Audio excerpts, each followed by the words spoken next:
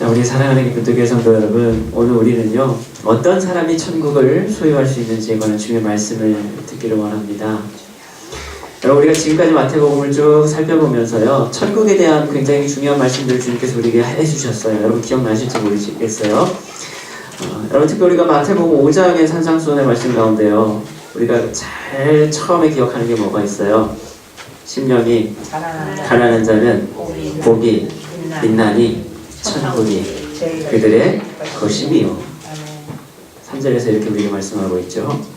여러분, 또 10절은 또 뭐라고 말씀하냐면 의를 위하여 박해를 받는 자는 복이 있나니 천국이 그들의 것입니다. 그리고 여러분 5장 20절 말씀에도 이렇게 말씀합니다. 바리새인보다 나은 의가 아니고서는 우리가 천국에 들어가지 못합니다. 7장 21절에도 이렇게 말씀합니다. 아버지의 뜻대로 행하는 자라야 들어가리라. 자, 여러분 보세요.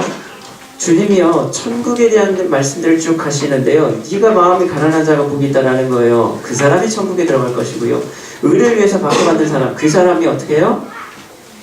천국에 갈 수 있다라는 거예요. 바리새인보다 더 나은 애가 아니면 너는 천국에 갈 수 없다라고 또 말씀하시고요, 아버지의 뜻대로 행하는 자가 천국에 갈 수 있다. 오늘 이 말씀을 하시죠. 그럼 여러분 물어볼게요. 여러분 이 중에 어디에 해당이 되십니까? 네, 김포. 과연 여러분 천국 갈 수 있는 여러분 자격이 우리에게 있을까? 여러분 우리가 다음 주에 또 살펴봐야 될 말씀도요 굉장히 우리에게 심각한 도전을 줍니다.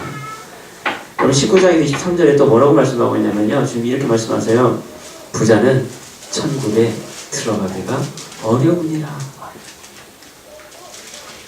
그럼 이 말씀들을 우리가 좀 보면 우리가 천국을 누린다는 것이요 결코 쉽지 않다는 것을 우리를 깨닫게 돼요.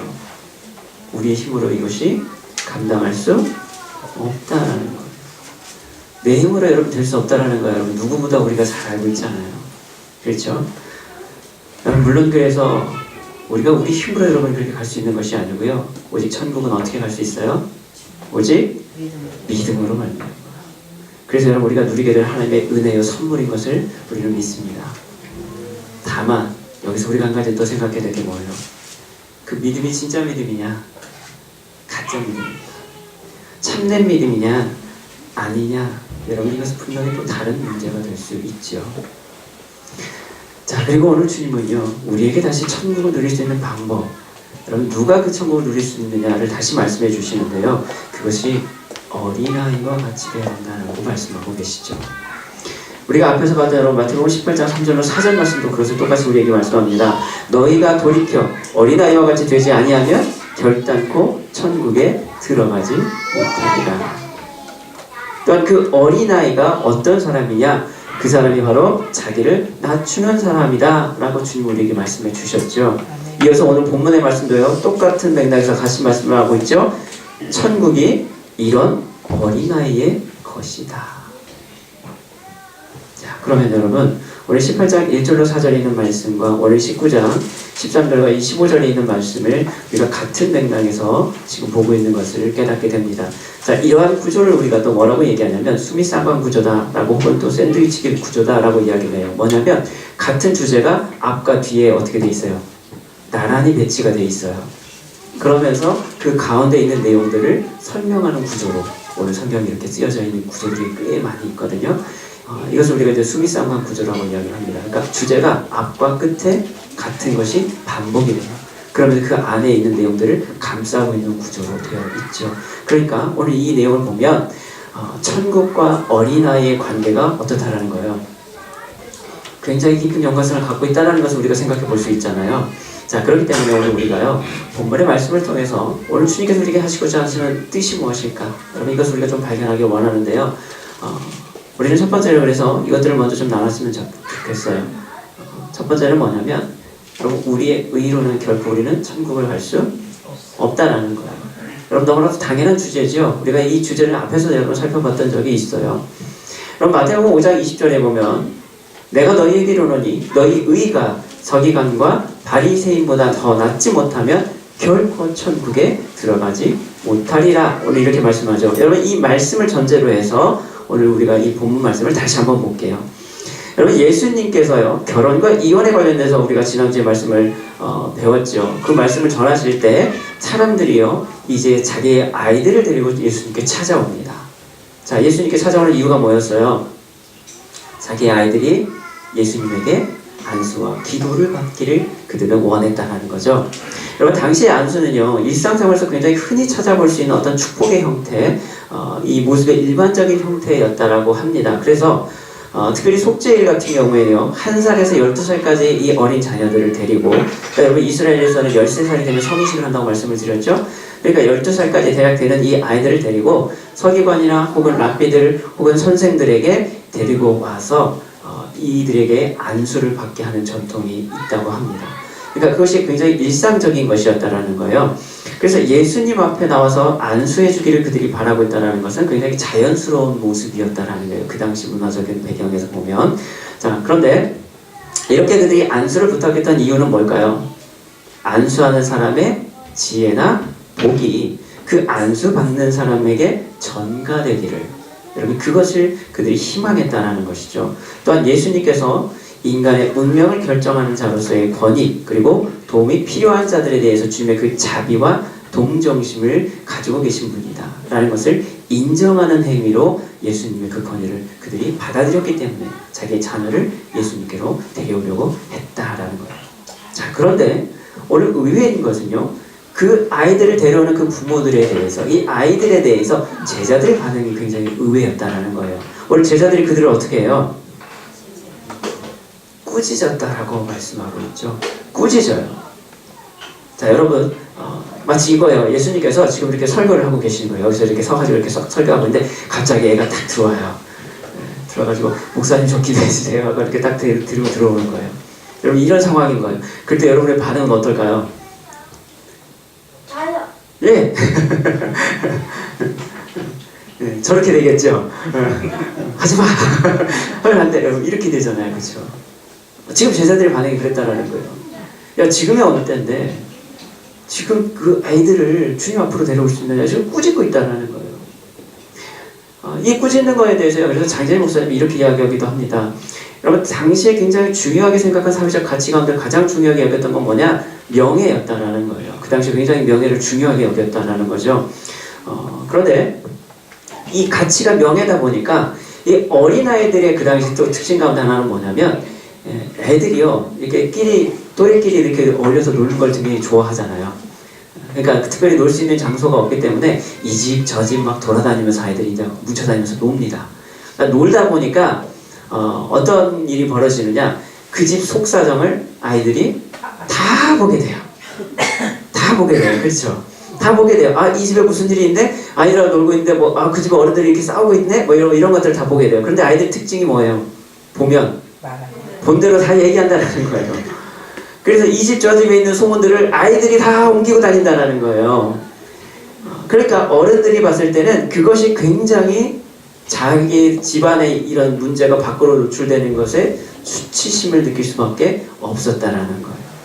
그래서 그러한 상황들에 대해서 굉장히 어른들이 부담스러워했기 때문에, 그래서 이 아이들이 자신들의 영역 안에 들어오는 것을 굉장히 경계했다라는 거예요. 그래서 아이들이 이렇게 돌아다니면서 여러분 이렇게 가까이 오는 것을 어떻게 해요? 계속 밀어내는 거예요. 쫓아내려고 했다라는 거예요. 그런 상황들이 있었기 때문에 그런 상황 가운데서 특별히 미래적으로 내가 당할 수 있는 수치를 예방할 수 있는, 그래서 내 명예가 실추되지 않을 수 있는 방법은 아예 아이들이 접근하지 못하도록 만드는 거였다는 거예요. 제자들이 마치 그런 상황이 있었다는 거예요. 왜냐하면 제자들이요, 앞에서 주님의 권능을 받고 사역을 하는 가운데 어떤 일이 벌어져요? 귀신을 쫓아내지 못하는 일이 있었잖아요. 그래서 주님이 쫓아내는 상황들이 있었잖아요. 그러니까 그런 것들이 제자들에게는 뭐예요? 굉장히 부끄러운 일이 될 수 있는 거예요. 그렇잖아요. 그러니까 그런 상황들을 만들어내는 게 누구다? 이 애들이 소문내고 다녀서 이렇다 라는 거예요. 그런 상황 때문에 아마 그렇게 쫓아냈을 것이다, 이렇게 이야기하기도 합니다. 그런데 오늘 본문에서 보면요, 이 어린아이를 뜻하는 단어가 오늘 이 파이디아라는 단어를 쓰는데요. 이 단어의 의미를 보면 대략 한 7살 이하의 작은 아이들을 뜻할 때 파이디아라는 단어를 써요. 그런데 똑같은 평행 본문인 누가복음 18장에서는요. 이때 어린아이라고 쓰인 단어가 보면 브레포스라는 단어를 써요. 이 단어는 뭐냐면 이 유아를 뜻하는 의미로 주로 많이 사용되는 단어라는 거예요. 그러니까 애기들인 거예요, 완전히. 그러니까 이 말씀을 보면 우리가 유추해 볼 수 있는 건 뭐냐면 단순히 이것이 아이들이 오는 것을 제자리에 제지하는 것은 어떤 수치를 받기 위함이다라고 보기보다는 왜냐하면 다른 의도로 우리가 또 생각해 볼 수 있다는 거예요. 여러분 젖먹이 애기들 같은 경우 무슨 말을 전할 수 있고 뭘 볼 수 있겠어요? 그렇죠? 근데 이런 아이들까지도 지금 다 막았다라는 얘기거든요. 그렇다면 그것을 단순히 어떤 거추장스럽게 여겼다라는 단순히 그런 의미보다는 조금 더 다른 의미가 있을 것이다라는 거예요. 그래서 그레이트 오스본이라는 학자는요 이렇게 또 얘기합니다. 그들이 예루살렘으로 가던 중에 사소한 이유로 방해를 받는 것에 그것이 화가 났기 때문이다라는 거예요.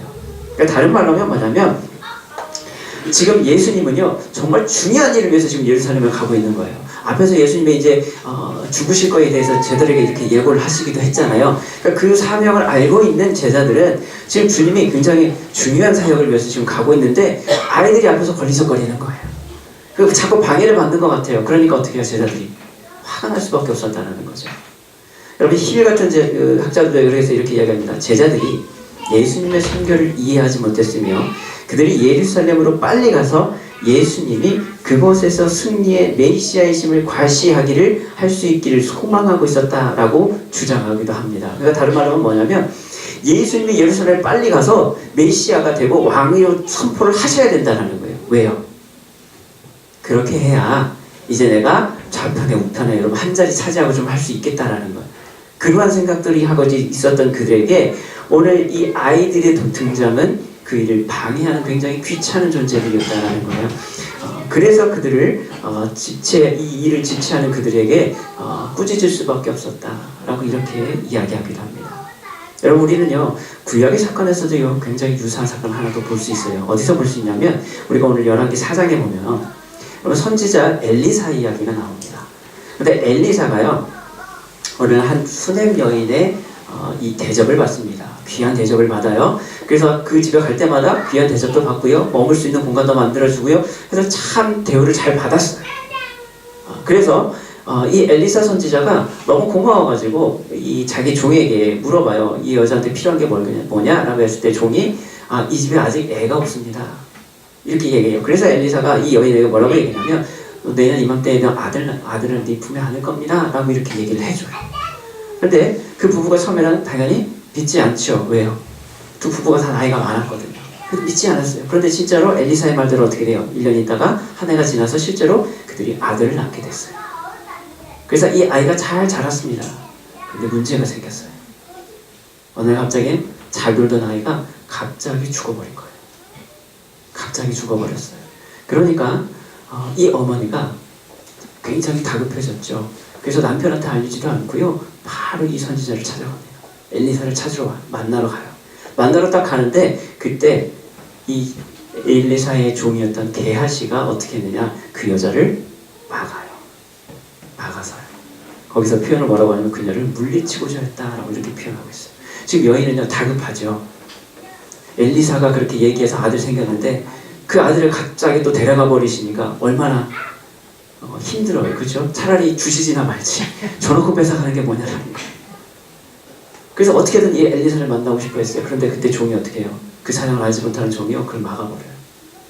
우리 선생님 바빠 오지 마요. 귀찮게 하지 마세요. 물리쳐버려요. 그럴 때 엘리사가 그 게하시를 제지합니다. 그러지 마라. 그녀에게 지금 말할 수 없는 그 속사정이 있다. 그리고 나서 그 아이를 다시 가서 살려주는 사건이 이 열왕기하에 등장을 합니다. 여러분 오늘 예수님도요 꾸짖는 제자들에게 오히려 어린아이들을 용납하고 금하지 말라라고 오늘 말씀하고 계시죠.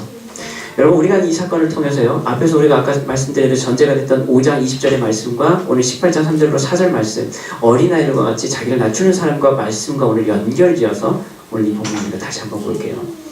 여러분 지금 아이들의 부모들은요 예수님과 존재됨 그리고 그분의 권위를 인정하고 있어요. 그래서 자기의 아이들을 데리고 예수님께 안수받기 위해서 데리고 나왔던 거예요.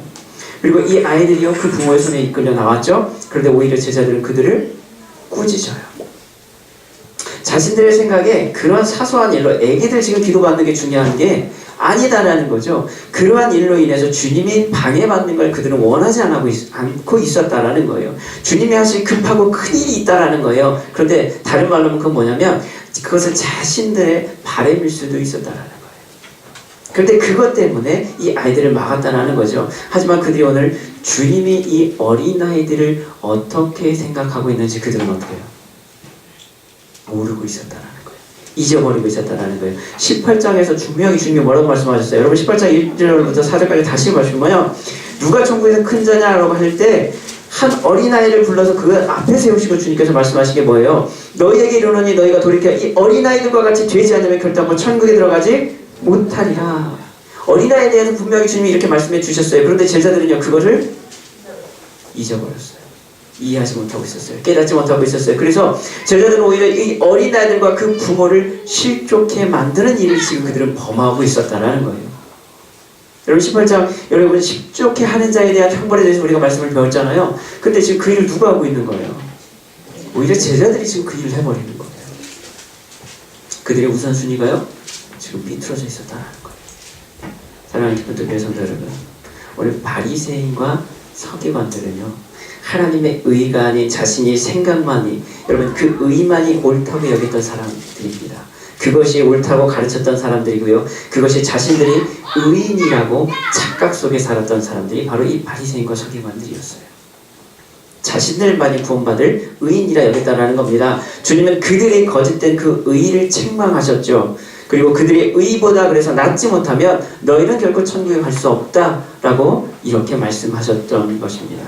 하지만 이제 제자들이 주님을 그렇게 책망했던 바리새인과 서기관 모습과 똑같은 모습으로 어린아이들을 어떻게 하고 있어요? 꾸짖고 있었던 거예요. 그들의 의에 가지고 하나님이 말씀하신, 오늘 예수님이 말씀하신 그 의가 아니라 자기들이 바라는 그 소망과 목적을 위해서 오늘 주님의 사역이 방해될까, 오히려 똑같은 그런 행동들을 그들이 하고 있었다는 거예요. 자, 자신들의 어른됨, 우리가 어른됨에 대해서 여러분 구별하면서 어린아이들을 무시하고 그들의 바람을 사소한 것으로 여기고 있었다는 거예요. 오늘 그런 그들에게 오히려 주님이 뭐라고 말씀합니까? 너희의 의가 아닌 어린아이가 바로 천국을 소유한 자들이다. 오늘 그 말씀을 하고 계십니다. 여러분 과연 우리는 어떻습니까? 여러분 제자 되기 원하십니까? 예. 좋은 의미에서 우리는 제자가 되어야 될 줄로 믿습니다. 그런데 오늘 본문에서 말하는 제자들의 모습은 과연 주님이 원하시는 제자의 모습이었을까? 아니면 우리의 모습이 정말 어린아이와 같은 모습입니까? 여러분 다른 사람을 보면서 우리가 서기관과 바리새인의 의라고 책망하면서 정작 우리는 어린아이와 같은 이들에게는 나의 의와 나의 생각과 내 판단을 가지고 여러분이 가르치려 하고 꾸짖으려 하지는 우리가 않았습니까? 오늘 그들이 주님께 나오려는 그 모습을 방해하거나 내가 하려는 일들의 방해자로만 우리가 취급하고 있지는 않았습니까? 그러면서도 정작 참된 진리와 천국의 은혜를 우리는 보지 못하고 그렇게 살고 있지는 않습니까? 정말로 주님의 사역을 방해하던 이들은요 어린아이들이 아니었어요. 누구였어요? 제자들이었어요. 제자들이 여러분 그 일을 맡고 있었어요. 오늘 주님의 참된 뜻을 깨닫지 못하면서 내가 어른이라고, 내가 제자라고, 내가 더 많이 배웠고 내가 더 많이 깨달았다고, 내가 내 믿음이 더 뛰어나다고 나의 의로 내 마음대로 재단하면서 우리가 남을 그렇게 판단하며 살고 있지는 않습니까? 우리가 가진 의로는요 여러분 결코 천국에 갈 수 없습니다. 내가 가진 여러분 내 믿음 가지고요 우리가 갈 수 있을까요? 여러분 그리고 오늘 주님은요 그런 자가 어린아이와 같은 자다라고 말씀합니다. 어떤 자입니까? 하나님의 의로만 우리가 천국에 나갈 수 있음을 아는 자예요. 그 사람이 어린아이와 같은 자, 그 사람이 천국을 누릴 수 있다라는 겁니다. 여러분 그렇습니다. 오늘 우리는요 우리의 어른들 제자됨을 여러분 자랑할 것이 아니라 오늘 어린아이와 같이 되기를 우리는 간구해야 될 줄로 믿습니다. 자 그러면 오늘 말씀하신 어린아이가 과연 누구를 이야기할까요? 어떤 사람이 어린아이예요? 우리가 18장에서는요, 자기를 낮추는 사람이다라는 말씀으로 배웠죠. 그래서 자기를 낮춘다는 것 곧 겸손과 관련이 있다라고 우리가 말씀을 나눴는데요. 오늘 우리는요, 다른 의미에서 두 번째로 우리가 나누고 싶은 말씀 바로 이거예요. 바로 자신의 연약함을 고백할 수 있는 자, 그 사람이 바로 어린아이와 같은 자입니다. 여러분, 어린아이들, 특히 젖먹이 아이들 경우에는요, 부모의 보살핌이 반드시 필요하죠. 절대적이죠. 그래서 필연적인 아이들의 미숙함, 의존성을 드러내는 말이기도 합니다. 때문에 어린아이는요, 과거로부터 지금까지 약자에 해당이 됐습니다. 종종 어른들의 무시와 지도 혹은 훈련의 필요성을 강요받는 존재이기도 하죠. 그런데 오늘 주님은 그런 자들이 천국에 갈 수 있다라고 말씀합니다. 여러분, 이 말씀을 통해 오늘 우리는요, 어린아이가 반드시 부모의 손길이 필요도 하듯이 우리 또한 마찬가지로 반드시 주님의 손길이 필요한 존재임을 우리는 깨닫게 됩니다. 그러나 우리는요, 종종 이 어린아이와 같다는 것을요, 거부하고 싶어 하죠. 여러분, 대부분 다 어린아이들은 어떤 생각을 하냐면 빨리 어른 되고 싶어요. 왜 그런지 아세요? 내 마음대로 할 수 있으니까. 내 마음대로 하고 싶으니까. 나 어른 다 됐어요. 내 마음대로 할 수 있잖아요. 더 이상 간섭하지 마세요. 이런 마음을 갖고 있잖아요. 그래야 내 마음대로 할 수 있고요. 내 뜻대로 할 수 있고요. 간섭받지 않으면 하는 거예요. 사도 바울도 그래서 여러분, 어린아이에 대해서 이야기할 때 일반적으로 이런 인식을 가지고 이야기하기도 합니다. 그들의 부족함과 지식 없음에 대해서요, 고린도전서 13장 11절에서 이렇게 말씀하고 있어요. 내가 어렸을 때는 말하는 것이 어린아이와 같고 깨닫는 것이 어린아이와 같고 생각하는 것이 어린아이와 같다가 장성한 사람이 되어서는 어린아이의 일을 버렸노라. 그러니까 여러분, 이 일반적인 인식을 보면 어린아이는 다 어떤 존재예요? 지금 뭔가 부족하고요, 뭔가 약하고요, 잘 모르고요, 그렇죠? 미숙한 존재인 거예요. 그냥 연약한 존재예요. 내가 어렸을 때는 그런 존재였다라는 거예요. 사도 바울도 그렇게 고백하잖아요. 그런데 이제 내가 어떻게 해요? 장성하고 나서 나 그 어린아이들 같은 그런 어리석은 행동들 다 뭐예요? 버렸다. 이렇게 얘기를 해요. 그렇죠? 여러분, 이것이 우리 일반적인 어린아이에 대한 인식이다라는 거예요. 이런 인식으로 인해서 그래서 우리는 종종 어떤 생각을 갖게 되냐면, 여러분, 우리의 약함, 우리의 부족함을 잘 드러내고 싶지 않아요. 여러분, 한번 생각해 보세요. 남들에게 강한 척, 의로운 척, 내가 어린 척을 보여주기를 좋아합니다. 그렇지 않나요? 그런데요, 그것이 우리의 의고 나만의 교만인 것을 우리는 깨닫지 못합니다. 여러분, 한번 생각해 보세요. 어떤 부모가요, 자기 자식에게 혹은 자기 남편에게 아니면 자기 부인에게 내 연약한 부분, 부족한 부분을 여러분 드러내기를 좋아할까요? 아니요. 아니죠. 아이들도 똑같아요. 하물며. 여러분, 한번 생각해 보세요. 여러분, 지금 옆에 계신 분들 가장 친하신 분이시죠? 네. 그럼 한번 물어보세요. 너 내 약점 아니? 여러분, 그걸 드러내는 걸 좋아합니까? 아니요. 예, 좋아하지 않아요. 저도 얼마 전에요, 사모하고도 화해를 했어요. 네, 저도 조금 싸울 때는 싸웁니다. 네, 많이는 안 싸우지만. 네. 근데 그 이유가 있어요. 뭘까요? 그렇죠. 자존심. 내 부족한 걸 드러내는 걸 싫어하거든요. 보이고 싶지 않거든요. 인정하고 싶지 않거든요.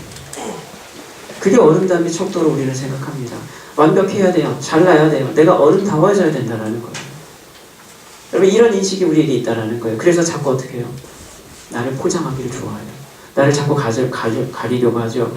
자존심 때문이라서도 나를 외적인 것으로 내가 높음을, 내가 능력 있음을 자꾸 드러내려고 합니다. 어딜 가든지 무시받는 사람보다는 인정받는 사람이 되기를 원하죠.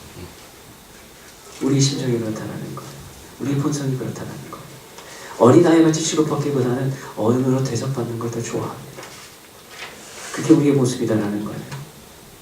그런데 그 어른됨에 그립된 인식이요, 우리는 하나님 앞에서는 똑같이 나타날 때가 있다는 거예요. 여러분, 생각해 보세요. 오늘 그 이야기를 우리 누가복음 18장에 있는 말씀을 통해서 보게 되는데요. 누가복음 18장 여러분 9절로 14절 말씀을 보면요, 두 사람의 기도하는 이 비유가 나옵니다. 한 사람은 바리새인이고요, 한 사람은 세리예요. 자, 그런데 이 바리새인이 자신이 어른됨에 대해서 자랑을 합니다. 기도를 하는데 어떻게 기도해요? 나는 의로운 사람이다라는 거. 그래서 이렇게 기도하죠. 나는 일에 2번씩 금식합니다.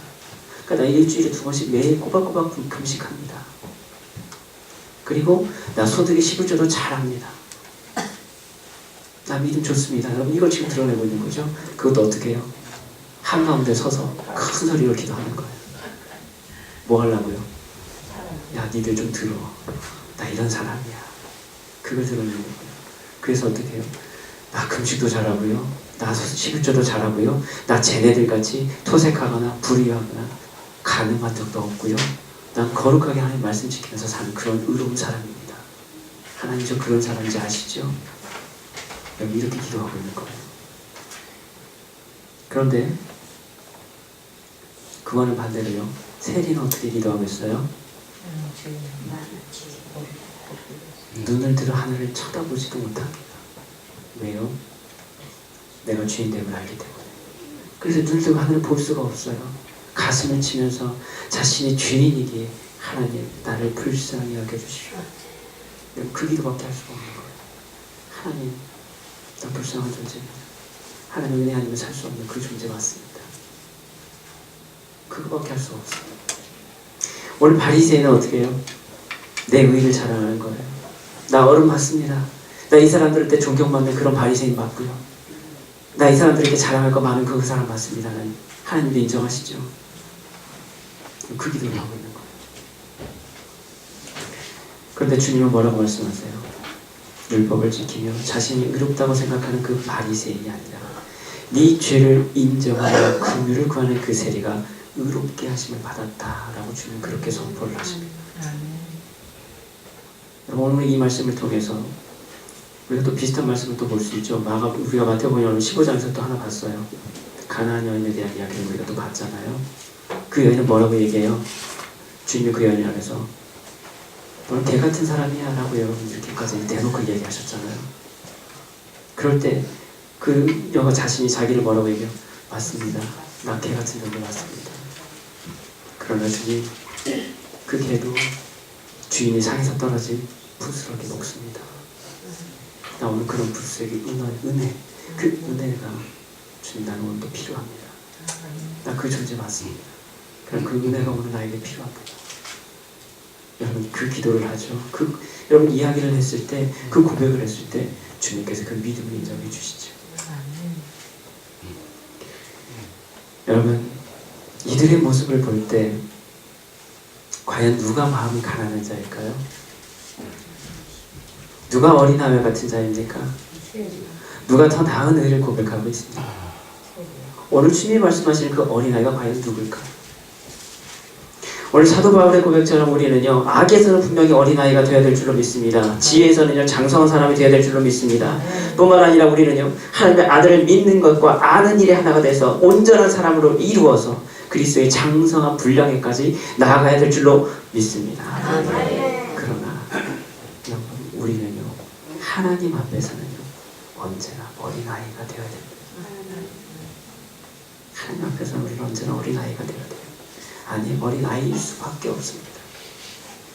우리는요 부모가 없이는 죽을 수밖에 없는 그런 어린아이와 같이 오늘 하나님이 없이는 살 수 없는 그런 존재입니다. 여전히 죄로 인해서 죽어야 될 존재들이었죠. 우리는 지금도 하나님의 그 사랑 그분의 돌보심이 없이는 살 수 없는 존재들입니다.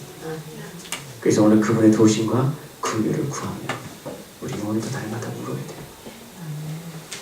주님 오늘도 신령한 적 주세요. 울어야 돼요. 우리의 연약함과 부족함을 여러분 고백하셔야 돼요. 하나님 저 오늘도 예배 참석했어요. 하나님 저 11조 했어요. 하나님 저 오늘도 기도 많이 했고요. 말씀 몇 장 읽었어요. 여러분 이것을 자랑할 것이 아니라 하나님 오늘도 나는 주인 맞습니다. 나 오늘도 하나님의 그 긍휼이 좀 필요합니다. 여러분 이것을 구하는 자들이 되어야 된다는 거예요. 이게 어린아이라는 거예요.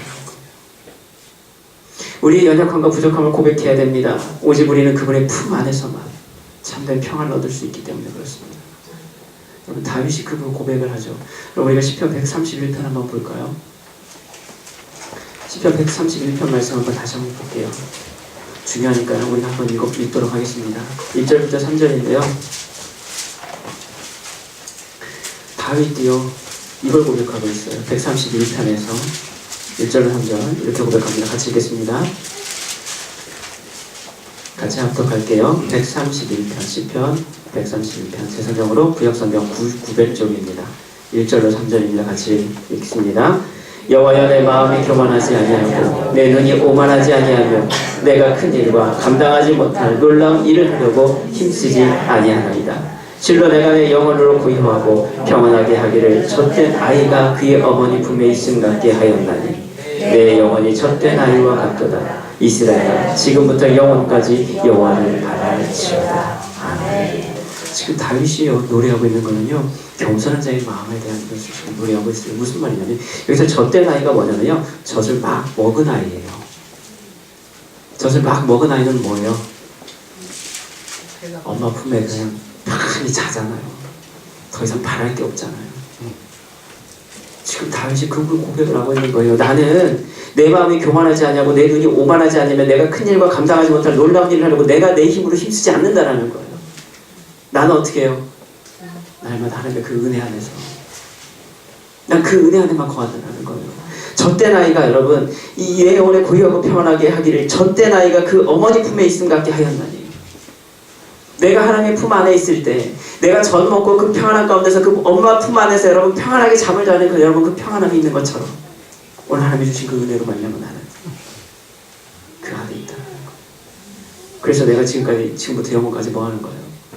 오직 그 하나님만 그 영혼만 내가 바란다는 거예요. 여러분 다윗이 오늘 그 고백을 합니다. 여러분 이 땅 가운데 우리가 필요한 것이 과연 무엇일까요? 어른 되는 거요. 그래서 내 능력을 자랑하고 내가 잘났음을 여러분 나타나는 겁니까? 아니죠. 오늘 내가 어린아이임을 하나님 앞에서 여러분 그 안에서만 누릴 수 있는 평안이 있음을 여러분 고백할 수 있는 사람, 내 부족함을 여러분 주님께 아뢰 수 있는 사람이에요. 이런 자가 바로 천국을 소유하는 어린아이와 같다라는 거예요. 사랑하는 기쁘게 성도 여러분, 오늘도 나의 잘남을 여러분 나의 완전함을 나의 의의를 자랑하며 우리가 누군가를 무시하며 꾸짖기보다 오늘 어린아이와 같이 우리의 약함과 부족함을 고백할 수 있는 은혜가 있기를 주님의 이름으로 축복합니다. 아멘. 마지막으로요. 누가 어린아이냐? 여러분 어린아이는요 의심하지 않아요. 네. 그렇죠? 의심하지 않아요. 의심하기 시작하면 그때부터 뭐냐? 얘는 애가 아니에요 이제. 애 어른이 돼가는 거예요. 조금 더 크면 이제 어른 되는 거예요. 어른들은요 누군가 귀에 여러분 솔깃한 말을 할 때요 그것을 그냥 듣지 않습니다. 어떻게 해요? 계산기를 돌리기 시작하죠. 판단합니다. 100% 다 듣지 않아요. 70% 걸러서 들어요. 진위 여부를 잘 따집니다. 의심하는 게 당연하죠. 그만큼 오랜 세월 살면서 속고 속이는 것이 여러분 경험되어졌어요. 학습되어졌어요. 저 사람 마치 100% 믿으면 절대 안 된다는 것을 우리는 경험적으로 깨닫게 되죠. 그렇게 하지 않으면 분명히 내가 손해를 본다는 것을 알기 때문에 그렇습니다. 여러분 이것을 우리가 좋은 말로 그래서 지혜라고도 할 수 있고요. 현명함이라고 우리가 이야기할 수도 있어요. 어쩌면 이것이요 어른 다음에 긍정적인 표현일 수도 있습니다. 어른이라면 그렇게 미숙하게 일처리를 안 하겠죠. 여러분 이렇게 생각할 수 있다는 거예요. 이런 의미에서 보면 어린아이들은요 그래서 치명적 약점을 가지고 있는 거예요. 쉽게 속잖아요. 그렇죠? 쉽게 넘어가잖아요. 그래서 많은 사건 사고가 요즘에 또 있기도 하잖아요. 모르는 사람들을 통해서. 아직 그들에게는요 그런 사리 판단의 지혜와 지식이 없기 때문에 그렇다라는 거예요. 그런데 여러분 이것이 구원에 있어서는요 약점이 아니라 장점이 됩니다. 오늘 본문과 평행 본문인 마가복음 10장 15절 말씀하고요 누가복음 18장 17절 말씀이 오늘 본문과 같은 평행 본문 같은 내용을 다루고 있는데요. 그 말씀을 여러분 잘 보시면 약간 마태복음과 표현이 달라요. 그런데 마가복음에서는요 이렇게 말씀하고 있어요. 누구든지 하나님의 나라를 어린 아이와 같이 받들지 않는 자는 이렇게 말씀하고 있고요. 누가복음에서도 누구든지 하나님의 나라를 어린아이와 같이 받아들이지 않는 자는, 이렇게 번역을 해놨어요. 결단코 중요한 건 보면 결론적으로 그곳에 못 들어가지 못하리라 라는 거예요. 그러니까 마가복음이나 누가복음에서 지금 공통적으로 얘기하는 것은 하나님의 나라, 그 천국을 받아들이지 않는 자는, 받들지 않는 자는 그곳에 갈 수 없다라는 거예요. 그 표현을 지금 쓰고 있거든요. 그래서 어린아이와 같이 받들지 혹은 받아들이지라는 이 말씀을 보면요, 그러니까 부분적으로 혹은 의심하지 않고 뭐예요? 온전하게 통째로 다 있는 그대로를 받아들인다라는 거예요. 여러분 생각해 보세요. 아이들이요, 성탄절 여러분 가장 기대하는 게 뭘까요? 크리스마스 선물. 그렇죠. 어른들도 좋아합니다. 그죠? 주는데 싫어할 사람 없죠. 근데 아이들이요, 성탄절 하면 가장 여러분 기대하고 고대하는 거 뭐냐? 야, 무슨 선물 받을까? 근데 그 선물을 누가 준다고 생각해요? 산타 할아버지. 그렇죠. 너무 당연하게 나오죠. 여러분 성탄절에 가장 기대하는 것, 그 산타 할아버지가 주는 선물이에요. 그런데 어떤 아이든지요, 처음에 산타 할아버지가 주는 선물에 대해서 의심하는 아이들은 없습니다. 처음부터 의심하진 않아요. 산타 할아버지가 선물 주실 거야 라고 하면요, 다 믿어요. 그렇죠? 다 믿어요. 이게 아이들이에요. 자, 그런데 이 아이들이 어느 날 갑자기 그 산타 할아버지가 실은 우리 아빠였다라는 사실을 어느 순간 발견하게 됩니다. 그 산타 할아버지가 친구들과의 대화를 통해서 그게 아닌가 봐 라는 것을 깨달아지기 시작합니다. 자, 그럴 때 점점 이 아이들이 이제 그때부터 어떻게 되는 거예요? 의심하는 거예요. 그렇죠. 의심을 하기 시작해요. 그럼 이제 더 이상 믿지 않기 시작합니다. 그때부터 이제 아이는 어른이 되어가는 겁니다. 그렇죠. 여러분, 그런데요, 우리 믿음도 비슷한 과정을 겪고 있습니다. 처음에는요, 있는 그대로 믿어집니다. 그렇죠. 여러분, 주일학교 때 한번 생각해 보세요. 잘 한번 생각해 보세요. 여러분, 믿음 처음 갖고 여러분 그 시작을 했을 때 한번 생각해 보세요. 그때는요, 그냥 주는 대로 받아 먹어요. 그런데 이제 머리가 조금씩 굵어지기 시작합니다. 조금씩 세상의 지식을 배웁니다. 그러다가 사춘기가 찾아와요. 내 자의식이 분명해지기 시작합니다. 어른이 되어가면 갈수록 이제 우리는 어떻게 돼요? 신앙에 대해서 회의를 들기 시작하죠. 하나님의 존재하심에 대한 의심이 조금씩 들어오기 시작합니다. 그분만 의지하며 살기에는 뭔가 내가 지금 손해보는 것 같고, 남들은 저렇게 안 하는데 왜 나만 이렇게 해야 되나? 이럴 것 같고, 당장 내가 뭔가를 해야 될 것 같은 여러분 그런 마음이 들기 시작하죠. 그래서 뭐라도 좀 해야 돼요. 교회는 다니지만 성경은 분명히 이렇게 하지 말라고 얘기했지만 안 하면 안 될 것 같아요. 요것도 해보고 저렇게 해놓고 또 기다립니다. 이렇게 하기 시작합니다. 하나님의 존재를 우리가 의심하기 시작합니다. 당장 내가 뭔가를 해야 될 것 같은 그런 강한 욕구가 자꾸 우리에게 자극을 주죠. 내가 하면 훨씬 잘할 것 같은 근본 자신감이 생겨나기도 합니다. 그래서 자꾸 일을 만들어가기 시작하죠. 자, 그것이 바로 내가 어른됨에 대한 표시입니다. 내가 어른이 되어갔습니다. 우리 안에는 의심이 자라기 시작하는 거예요. 오늘도 하나님의 존재가 여러분 의심되십니까? 오늘도 우리는 여러분 교회 안에서 자꾸 어른됨의 역할을 감당하려고 하십니까? 여러분 어떻게 생각하세요? 그분이 정말 살아계신 분이 맞는지, 정말 전능하신 분인지, 천국이 정말로 있는지 합리적으로 여러분 그런 의심을 하는 것, 그것이 성숙한 사람이고 그것이 지식 있는 사람이고 현명한 사람이다라고 여러분 생각이 되십니까? 여러분 오늘 우리의 믿음은 안녕하십니까? 우리 옆에 계신 분들한테 물어보세요. 당신 믿음 안녕하세요? 당신 믿음 안녕하십니까? 오늘은 안녕하셨습니까? 여러분 마치 어린아이가요, 부모가 줄 것을 믿고 조금의 의심도 없이 두 팔을 벌려서 여러분 그 받을 준비를 하고 기다리듯이, 여러분 그 초롱초롱한 눈으로 야 오늘은 주시겠지, 여러분 그 기다리는 그 믿음, 여러분 그 바라는 눈빛, 여러분 그것을 이렇게 바라듯이 오늘 주님을 통해 주시는 그 복음의 놀라운 은혜를 여러분 온전히 받아들이시기를 들으시고 계십니다. 오늘 그거 열심히 여러분 잘 받으셨어요? 이거 진짜 맞나? 아니면 의심하고 계셨습니까? 아니면 여전히 바람에 요동하는 물결처럼 흔들리는 그 믿음의 삶을 살고 있습니까? 주님이 오늘 그런 우리에게 왜 의심하느냐? 라고 물으십니다. 믿음이 없이는 하나님을 기쁘시게 할 수 없죠. 하나님은 그 미련하게 여기시는 십자가의 도를 통해 오늘 전도의 그 미련한 것으로 믿는 자들을 구원하시기를 기뻐하셨습니다. 그리고 세상의 그 미련한 것들을 택하사 지혜 있는 자들을 부끄럽게 하려 하시고 세상의 약한 것들을 택하사 강한 것들을 부끄럽게 하려 하시며 결국 아무 육체도 하나님 앞에서 자랑하지 못하게 하려 하십니다. 라고 고린도전서는 우리에게 이렇게 계속 고백하고 있습니다. 누군가 볼 때는 미련한 거예요. 어리석은 거예요. 아무 능력도 없어 보여요. 바보 같은 거예요. 그런데 하나님은 그런 연약한 자들을 택하셔서 강한 자들을 부끄럽게 만드십니다. 그분이 하나님이십니다. 그렇게 하신 이유는 뭐예요? 어떤 누구도 하나님 앞에서 자기를 자랑하지 못하게 하기 위함이다 라고 말씀하셨죠. 근데 우리는 자꾸 그걸 드러내고 싶어요.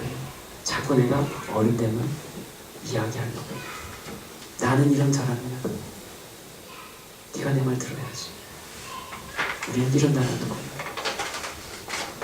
오늘 이 성경의 말씀이 우리에게 참된 진리로 들려질 수 있기를 축복합니다. 아멘. 여러분, 이것이 바로 의심 없이 믿어지는 이가 어린아이와 같은 믿음을 가진 사람이다라는 거예요. 오늘 바라기는요, 이 복음의 놀라운 은혜가 믿어짐으로 말미암아 오늘 천국을 소유하는 복된 삶을 누리는 우리 모두가 될 수 있기를 주님 이름으로 축복하고 기도합니다. 아멘. 기도하시겠습니다.